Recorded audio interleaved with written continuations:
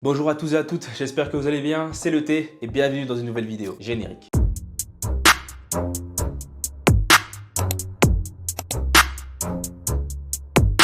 Bon les gars, comment ça va? Moi ça va, si vous posez la question, moi ça va toujours. Franchement, je suis très content d'être sur YouTube, j'aime trop faire des vidéos, c'est un truc de fou. Et aujourd'hui en fait, j'ai voulu vous raconter une story time. C'est une story time sur ma première expérience en Suisse, ma première expérience professionnelle. Si vous voulez, en fait, à ce moment-là, j'étais dans une période de ma vie où c'était assez compliqué. Je gagnais pas bien ma vie parce que je travaillais en France. Je venais juste de sortir de mon cursus militaire. Du coup, je suis parti travailler en France, pas très loin à côté de la frontière suisse. Je travaillais dans un supermarché. Je gagnais le SMIC et le premier mois, il m'avait pas payé la première semaine parce que j'avais pas travaillé la première semaine, mais il m'a payé les 3 dernières. Du coup, ça m'a fait un revenu mais archi bas. Avec tout ce que j'avais à payer, ça m'a fait un revenu mais tellement bas. J'étais à découvert dès le début du mois. Je sais pas si vous connaissez cette sensation où t'es à découvert dès le début du mois. Les gars, je mangeais des boîtes de conserve, je me nourrissais de rien, mais vraiment de pas grand chose. Je me nourrissais, je me souviens, ah ouais dinguerie, je me nourrissais de whey. Genre tous les jours je prenais un shaker de whey parce que j'avais un gros pot de whey et j'avais un shaker. J'habitais encore dans une chambre, une petite chambre de merde là à ce moment-là. Et je mettais de la whey et tous les jours je me nourrissais de ça. Et en fait ça m'apportait en fait un apport calorique incroyable en vrai. Ça me faisait du bien. Mais c'était pas un plat chaud ou quoi. Mais bref. Donc à ce moment-là c'était une période de ma vie assez compliquée. Je me suis dit je peux pas rester comme ça à travailler dans un supermarché pour rien et tout, je gagne pas bien ma vie, c'est chaud. Donc je me suis dit, faut que je fasse quelque chose. Il faut que je fasse quelque chose pour faire en sorte de gagner mieux. Je suis à côté de la Suisse, allons en Suisse, on va chercher du travail là-bas. Je me suis levé un matin comme ça, pendant un jour de congé quand je travaillais au supermarché. Pendant le jour de congé, je me suis levé très tôt le matin, je suis allé chercher partout à côté de chez moi. Par la grâce de Dieu, j'ai fini par trouver. Mais dès le premier jour, c'est un truc de fou, c'est hyper rare de trouver un travail dès le premier jour. Et par la grâce de Dieu, j'ai fini par trouver dans une station-service. Je vais pas donner le nom de la station-service une fois de plus, les gars. C'est pas bien, je vais pas le faire. J'ai rencontré le boss. Il m'a appelé, tac, il m'a dit écoute, viens et tout, j'ai un poste à te proposer, j'aimerais qu'on discute de ton CV, de tes motivations. Du coup, je suis venu, j'ai discuté et tout. L'entretien s'est très bien passé, tout s'est bien passé, c'était nickel. Et il m'a dit écoute, demain, je peux te proposer une journée d'essai de telle heure à telle heure. Écoute, tu vas faire la matinée ou l'après-midi, ou au pire des cas, si tu fais toute la journée, je te paye et tout. Franchement, hyper réglo le gars. Moi, je me suis dit waouh. Et quand on parlait, moi, je suis quelqu'un, voilà, je veux faire de l'argent dans la vie. Mon but, c'est de ne pas travailler pour quelqu'un toute ma vie. Enfin, je lui ai parlé clairement. Et il m'a dit écoute, si tu veux faire de l'argent, on peut faire de l'argent, y a pas de souci. Si tu veux faire du business, on peut faire du business. C'était très motivant en fait, la manière dont il parlait. Je me suis dit, bon, vas-y, chaud, c'est parti, on fonce. J'ai fait la journée d'essai. Je devais faire, je crois, 3 heures, il m'a dit. J'ai fait toute la journée. Et les gars, j'ai fait toute la journée non-stop. Je me suis pas arrêté. Tellement j'aimais bien. Et en fait, t'avais un travail de boulangerie à faire. Ça veut dire que tu devais chauffer le pain, chauffer la pâtisserie. Tu remplissais le magasin, tu remplissais les clopes à l'arrière, juste derrière les caisses. C'était hyper. Moi, j'aimais bien en fait. Je me suis dit, ça change du supermarché. T'es enfermé dans un magasin et tout. Là, tu vas des fois dehors. Tu fais des fois des trucs de nettoyage. Enfin, il y a vraiment beaucoup de choses à faire. Et je me plaisais. Honnêtement, je me plaisais dans ce travail. J'aimais bien les gens qui étaient autour. C'était une station-service qui était dirigée par un boss. Il y avait son fils qui dirigeait aussi un peu. Et t'avais l'ex de son fils. Mais là, c'était n'importe quoi. Bref. Et si vous voulez, il y avait une responsable dans cette entreprise qui parlait comme ça. Ça m'en fait mal à la gorge. Et juste le fait d'avoir fait ces sons, ça m'énerve. Ça me rappelle la manière dont elle parlait. C'était horrible, les gars. C'était une femme assez, voilà, potelée, on va dire. Elle avait du poids, elle avait du ventre, elle avait de la moustache. Les gars, elle avait plus de moustache que moi. Je sais pas si vous voyez, mais vraiment, elle avait plus de moustache que moi. Et du coup, elle avait de la moustache. Elle était horrible, méchante, mesquine, parlait mal. Après, des fois même, elle disait ouais, si t'as un problème, tu peux te confier à moi ou je me confie jamais à elle.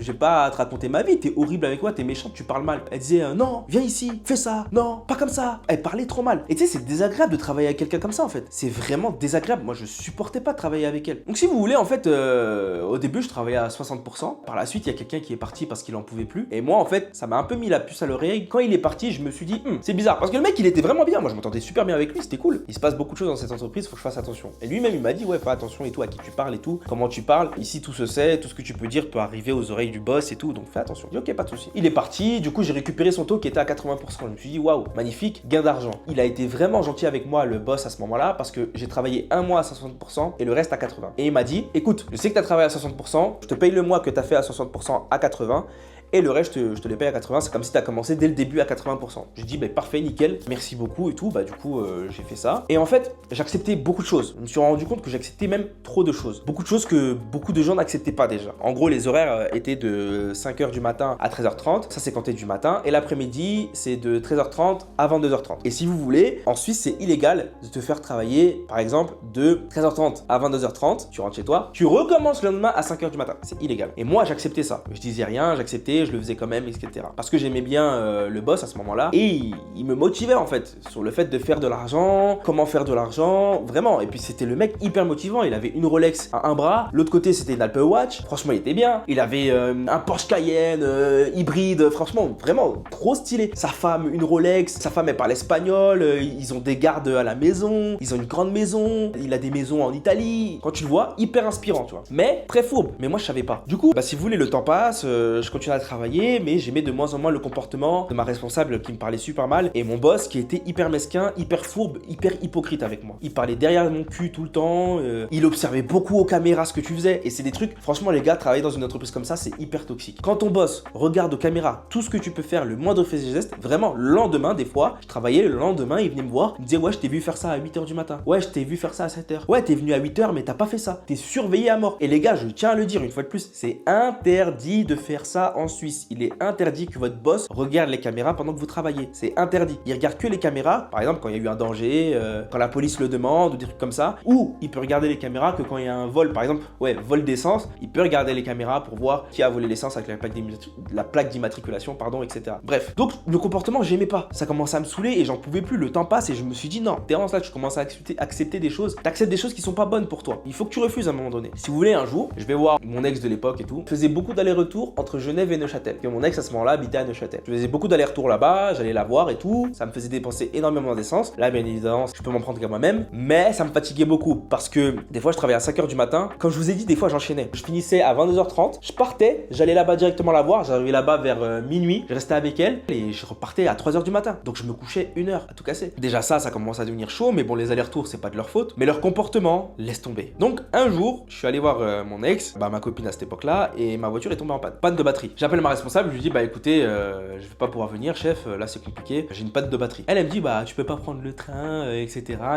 Je dis, mais attends, j'ai dépensé de l'argent dans mon essence. Déjà que j'avais pas beaucoup de sous à ce moment-là, vraiment très peu. J'ai dépensé de l'argent dans mon essence. C'est chaud. Là, dépenser de l'argent dans un train, je sais pas s'il y en a qui savent combien ça coûte un billet de train en Suisse. Ça coûte très cher. Mama Chidungombi. De Genève jusqu'à Neuch, c'est déjà 50 balles. C'est hyper cher. Donc je me suis dit, non, c'est moi je peux pas et tout. Écoute, je viendrai demain et tout. Là, je peux pas venir, ma voiture est en panne. Je lui dis ça. Elle me dit, ouais, bah ok et tout. Bref, elle s'énerve et tout. Je dis, bon, la meuf ne comprend pas, c'est pas grave. Le lendemain, je viens quand même, je répare ma voiture et tout. Je viens le lendemain, je lui dis bonjour et tout. Je lui explique la situation. Je suis désolé, hier, ma voiture était tombée en panne, je pouvais pas et tout. Il m'a dit, ouais, ok et tout. Commence à travailler et tout. Et si vous voulez, le jour d'après, où je suis venu travailler, le jour d'après, j'étais en congé. Donc, je vais voir si je suis encore en congé. Et je vois qu'il a remplacé mon congé par un jour de taf parce que j'étais pas venu le jour où ma voiture est tombée en panne.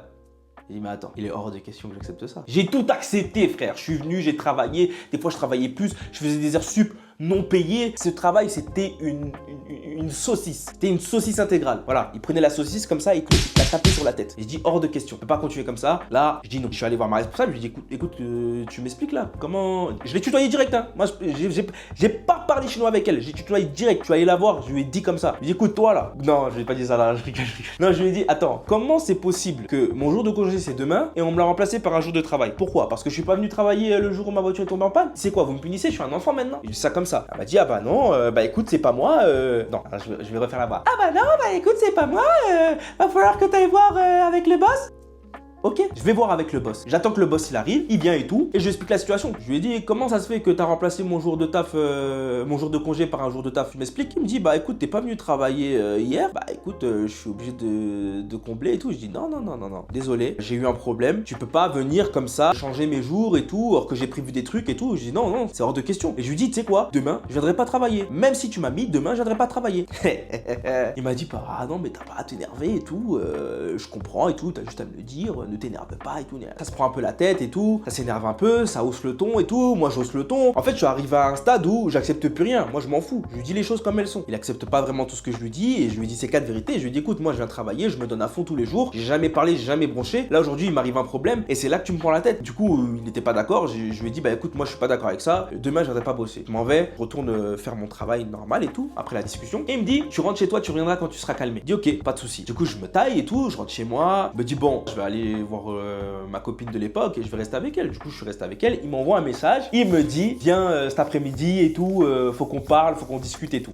Je lui dis non, je viendrai pas cet après-midi, c'est pas toi qui décides. Je viendrai pas cet après-midi, je viendrai demain. Du coup, je viens demain, il me dit bon, tu sais pourquoi t'es là? Et j'étais là, je me suis dit mais frère, faut arrêter de se prendre pour un flic à un moment donné. Même les flics, arrêtez de dire cette phrase. Dis les choses directement. Écoute, tourne pas autour du pot, dis la chose directement. Dis-moi ce que t'as à me dire. Il m'a dit bon, t'as raison, je vais aller droit au but. Écoute, moi je pense qu'on va se séparer de toi. Le comportement que t'as eu ne m'a pas plu, tu m'as mal parlé et tout, et y'en a. Ya, donc tu me mets dehors parce que je t'ai mal parlé, parce que je t'ai dit la vérité, parce que je t'ai dit ce que je pensais, parce que j'en avais marre et tout. Il m'a dit je pense que tu te sentiras mieux ailleurs ou je sais pas quoi. Il a inventé un charabia. Je lui ai dit pas grave, donne-moi ce que t'as à me donner. Et si vous voulez, quand il m'a licencié, c'était en début de mois. Bah il y a un préavis et tout, enfin voilà quoi. Il m'a dit écoute, si tu veux ce mois-ci, je te le fais cadeau. Et je lui ai dit mais en fait c'est pas un cadeau, tu dois me le donner ce mois-ci, t'es un fou. C'est normal, on a signé un contrat, tu dois me le donner, le préavis, tu dois me le donner. Et il m'a dit ouais, bah, ce mois-ci je te le fais cadeau, y a pas de souci.